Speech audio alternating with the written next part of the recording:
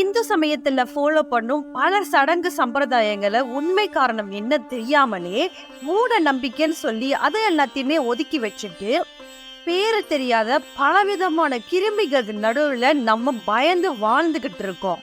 அந்த வரிசையில நம்ம முன்னோர்கள் காலங்காலமா ஃபாலோ பண்ணிட்டு வந்த தெய்வ கண்ணின்னு சொல்ற எலுமிச்சை பத்தி அதோட ரகசியத்தை தான் இந்த வீடியோ ஃபுல்லா நம்ம பார்க்க போறோம். சோ வீடியோவை ஸ்கிப் பண்ணாம எண்டு வரைக்கும் பாருங்க.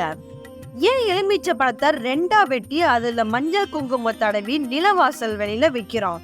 அப்படி நம்ம வைக்கிறதுனால என்ன அதிசயம் நடக்கும்? எலுமிச்சை பழத்தோட சேர்த்து ஏன் மிளகாய் கட்டி நிலவாசல் வெளிய தொங்க விடுறோம்?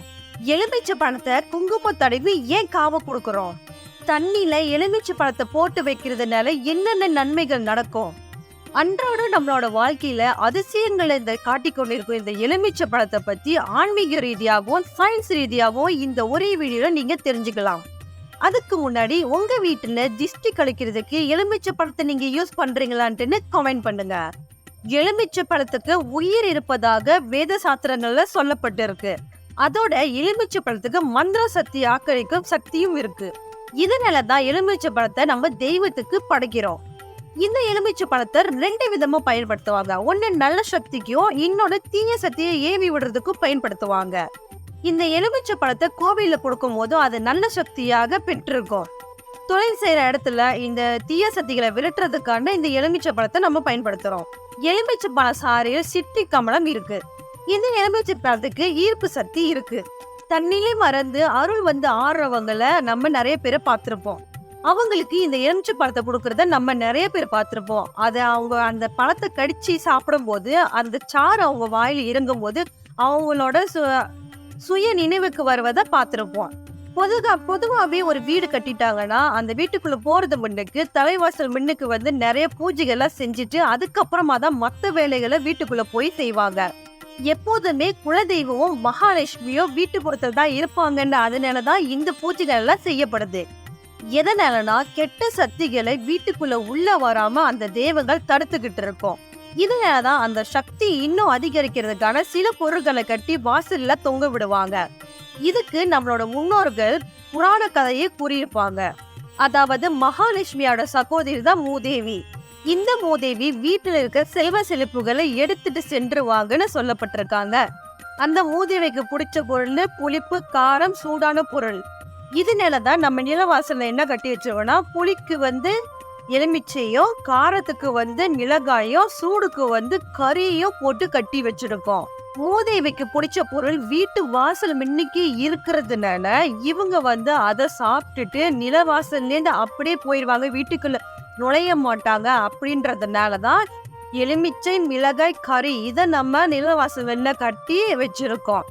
இதுக்கான அறிவியல் ரீதியான காரணம் என்ன தெரியுமா? எலுமிச்சை மற்றும் மிளகாயில விட்டமின் சி அதிகமா இருக்கும். இந்த பருத்தி நூலில் நம்ம இந்த எலுமிச்சையும் மிளகாயும் கட்டுறதுனால அந்த எலுமிச்சையோட சாறு மிளகாயில இறங்கி அது வெளியில, அதாவது ஆவியா அது வெளியில வரும்.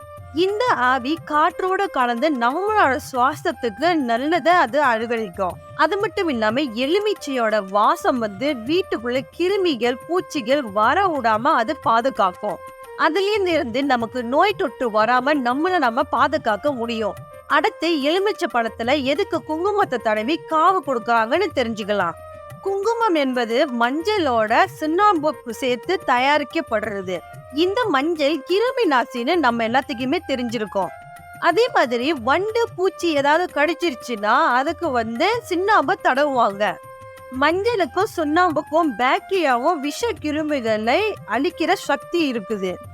சிட்ரிக் அமிலம் நிறைஞ்ச இந்த எலுமிச்சை பழத்துல குங்குமத்தை தடவி வாசல்ல வைக்கிறதுனாலயோ அல்லது அதை பிழிஞ்சி விடுறதுனாலயோ தீயது வீட்டுக்குள்ள வராது. அதாவது கெட்ட ஜந்துக்கள் வீட்டுக்குள்ள வராது, பூச்சிகள் வராது. இதனாலதான் இவங்க வெட்டி வைக்கிறாங்க இப்படின்ற விஷயத்த நம்பப்பட்டிருக்கு. இதனாலதான் எலுமிச்சையில குங்குமத்தை தடவி காவ கொடுக்க சொல்லியிருக்காங்க நம்மளோட முன்னோர்கள். எலுமிச்சையை ரெண்டா பொழந்து அதுல குங்குமம் தடவி ரெண்டு நிலவாச பக்கத்திலே இங்கிட்டு ஒண்ணு லெஃப்ட் அண்ட் ரைட்ல வச்சுட்டு அதனாலதான் வீட்டுக்குள்ள எந்த ஒரு ஜந்துக்களும் வராதுன்னு நம்மளோட முன்னோர்கள் சொல்லி அதை அவங்க எல்லாம் ஃபாலோ பண்ணி வந்துட்டு இருந்தாங்க. இந்த பிரபஞ்சம் முழுவதும் நல்ல சக்தியும் கெட்ட சக்தியும் கலந்ததுதான். உக்கிரமான தெய்வங்களுக்கு இந்த கனிமாலைனா இந்த எலுமிச்சை மாலை தான் கனிமாலை சொல்லுவாங்க. இதை போட்டு வணங்கிக்கிட்டு வந்தாங்க. இப்படி நாம செஞ்சு வர்றதுனால ரொம்ப நாள் தடைப்பட்டு இந்த விஷயங்கள் நமக்கு கை கூடி நடக்கும் அப்படின்னு சொல்லியிருக்காங்க. எலுமிச்சை பழத்துக்கு இருக்கிற சக்தி அளவு இல்லாதது. 3 எலுமிச்சை பழத்தை எப்போதுமே கையில வாங்கி வச்சுக்குங்க. அம்மன் கோவில்ல இருக்கிற சூளத்துல இந்த 3 எலுமிச்சை பழத்தையும் குத்திட்டு நீங்க என்ன வேலைக்கு போகிறீங்களோ, அதாவது ஒரு நல்ல விஷயம் உங்களுக்கு நடக்கணும், ஒரு விஷயம் உங்களுக்கு கை கொடுக்கணும், சக்சஸ் ஆகணும் அப்படின்னு நினைச்சீங்கன்னா சூளத்துல குத்திட்டு போங்க. அந்த காரியம் கண்டிப்பா உங்களுக்கு கை கொடுக்கும் அப்படின்னு நம்மளோட முன்னோர்கள் நம்பி அதுல அவங்க நல்ல விஷயத்த அனுபவிச்சுட்டு தான் இதெல்லாமே நமக்கு சொல்லியிருக்காங்க. நம்ம வீட்டுல எப்போதுமே ஒருத்தவங்களுக்கு உடம்பு சரியாம போயிட்டு இருக்கு, ஒரு நெகட்டிவ் பவர் இருக்கு அப்படின்னு சொல்லி நீங்க நினைச்சீங்கன்னா நீங்க என்ன பண்ணணும்னா எலுமிச்சை பழத்தை 3 எலுமிச்சை பழத்தை எடுத்துக்கோங்க. அதை கட் பண்ணி 3 இடத்துல நீங்க வச்சுடுங்க. வச்சுட்டதுக்கு அப்புறமா இந்த மழை பெய்யுது இந்த மாதிரி டைம்ல வந்து நீங்க என்ன பண்ணணும்னா இந்த எலுமிச்சையோட இலை இருக்கு பாத்தீங்களா, அதை வந்து நீங்க நல்லா கொதிக்க வச்சு வீட்டு ஃபுல்லா தெளிச்சு விடுங்க. இந்த மாதிரி செஞ்சோம்னா நம்ம வீட்டுல இருக்கிற எதிர்மறை ஆற்றலும் நெகட்டிவ் பவரும் எல்லாம் விலகி போயிடும்னு சொல்றாங்க. இது எல்லாமே மூட நம்பிக்கைன்னு சொல்லிட்டு தெரியாதீங்க. நம்மளோட முன்னோர்கள் எல்லாமே நல்லதுக்கு தான் சொல்லி வச்சிருக்காங்க. அதே போல நம்ம வீட்டுல இருக்கிற எதிர்மறையாற்ற சக்தியை வெளியேற்ற ஒரு எலுமிச்சை எடுத்து அந்த எலுமிச்சையை 4 கட் பண்ணிட்டு, அதாவது ரொம்ப 4 வீசுற மாதிரி இல்லை, அப்படியே வெட்டுவாங்க பார்த்தீங்களா, நடுவில் 4 கட் பண்ணிட்டு ஒரு தட்டு மாதிரி எடுத்துக்கோங்க. அந்த தட்டுல வந்து நீங்க உப்பை போட்டுட்டு இந்த எலுமிச்சை வச்சு உங்களோட கட்டிலுக்கு அடியில வச்சுடுங்க.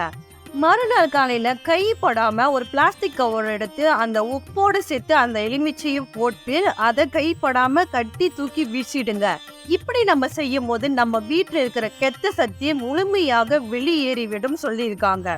இந்த பரிகாரம் செய்யும் போது நம்ம எலுமிச்சையை நம்ம கடையிலேருந்து வாங்கி தான் நம்ம செய்யணும். கோவிலேருந்து சில பேர்த்து வந்து கொடுப்பாங்க எலுமிச்சைய, அந்த எலுமிச்சையில நம்ம இதை செய்யக்கூடாது. கோவில்ல பிரசாதமா கொடுக்கப்பட அந்த எலுமிச்சை கடவுளோட அருள் அதுக்கு நிறைய இருக்குது, அந்த சக்தியை பெற்றுதான் அதை நம்ம கிட்ட கொடுக்கப்படுறது. கோவில்ல கொடுக்குற எலுமிச்சை பழத்தை யூஸ் பண்ணலாமான்னு நிறைய பேத்துக்கு டவுட் இருக்கும். அது ஒன்றும் பிரச்சனை இல்லை, நீங்க யூஸ் பண்ணலாம். அந்த சில பேர் வந்து அந்த எலுமிச்சை என்ன பண்ணுவாங்கன்னா வாகனத்துல ஒரு சேஃப்டிக்காண்டி வச்சிருப்பாங்க. உங்களுக்கு 1க்கு மேல 2 எலுமிச்சை பழம் உங்களுக்கு கிடைச்சிச்சுன்னா அதை வந்து நீங்க என்ன பண்ணணும்னா நீங்க சுகர் போட்டு இல்லைன்னா ஹனி போட்டு நீங்க சாப்பிடலாம். உப்பு சேர்த்துக்க கூடாது. அதே மாதிரி கோவில்ல கொடுக்குற எலுமிச்சை பழத்தை வீட்டுக்கு எடுத்துட்டு நீங்க திஷ்டி சுத்தி போடவும் கூடாது. வீட்டுல இருக்கிற எலுமிச்சை பழத்தை தான் நீங்க வந்து திஷ்டி சுத்தி போடணும். ஆனா கோவில்ல பிரசாதமா கொடுக்குற எலுமிச்சை பழத்தை நீங்க திஷ்டி சுத்தி போடக்கூடாது. திஷ்டி விலக, அப்புறம் மற்றவங்களோட பொறாமை கண் நம்ம மேல படாம இருக்க எலுமிச்சை பழம் அதோட ஒரு இரும்பு கம்பியை சேர்த்து அச்சு மிளகாவும் கறி துண்டையும் கட்டி வாசப்படியில தொங்க விடுவாங்க. இத மத்தவங்க தலையில படாத அளவுக்கு கட்டணும். 1 வாரம் கழிச்சு அந்த எலுமிச்சை பழத்தை மாத்தி கட்டுறதுனால திஷ்டி தோஷம் நம்மள அண்டாது. இப்படி தலைவாசலுக்கும் எலுமிச்சை பழத்துக்கும் நிறைய தொடர்புகள் இருக்கு. அடுத்து வீடுகளிலும் பணி செய்யற இடத்துலயும் வியாபாரம் செய்யற இடத்துலயும் எதுக்கு தண்ணியில வந்து எலுமிச்சை போட்டு வைக்கிறாங்க அப்படின்ற விஷயத்த தெரிஞ்சுக்கலாம். எலுமிச்சை பழம் வந்து பழம் மட்டும் கிடையாது, அதுல ஆன்மீகமும் சயின்ஸ் சம்பந்தப்பட்ட விஷயங்கள் இருக்கு. தண்ணியில நம்ம எலுமிச்சை போடுறதுனால நம்ம முழுமையா எதிர்ப்பு சக்தியும் நமக்கு ஆரோக்கியமான சக்தியும் நம்ம எடுத்துக்க முடியும். ஆன்மீக ரீதியா பார்த்தா எலுமிச்சை பழத்துக்கு எதையுமே நேர்மறையாற்றலா மாற்றும் சக்தி இருக்கு.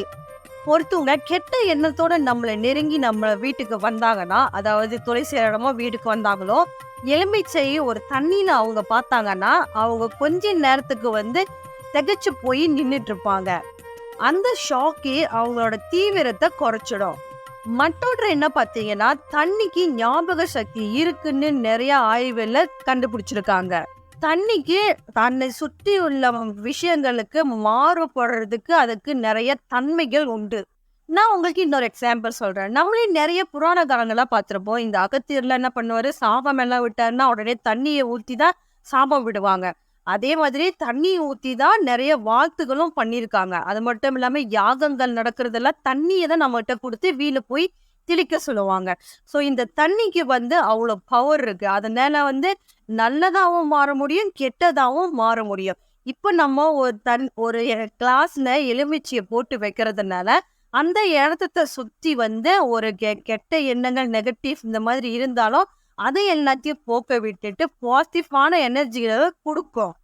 இந்த வீடியோல நம்ம எலுமிச்சைய பத்தி நெறைய விஷயங்கள தெரிஞ்சிருப்போம். ஆனா இதுவரைக்கும் நெறைய பேத்துக்கு தெரியாத விஷயமா இருந்திருக்கும். அதனால தெரிஞ்ச விஷயமா இப்ப நம்ம கத்துக்கிட்டோம். ஸோ இந்த விஷயத்த உங்ககிட்ட மட்டும் நீங்க வச்சுக்காம, மறக்காம மத்தவங்களுக்கு ஷேர் பண்ணுங்க.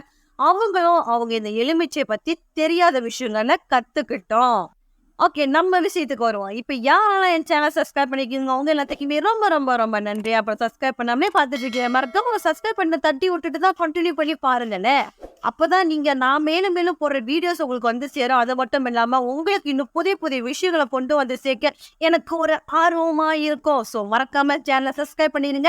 உங்களை அடுத்த வீடியோல சந்திக்கிறேன். நான் வரைக்கும் உங்கள் திவ்யா.